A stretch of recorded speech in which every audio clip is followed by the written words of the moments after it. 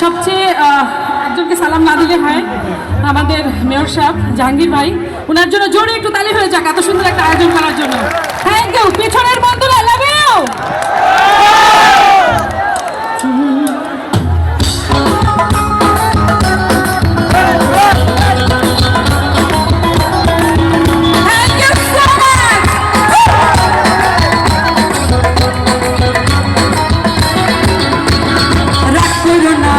মানুষ মাফ করে দাও আমারে, মনের মন্দির থেকে ভালোবাসি তোমারে।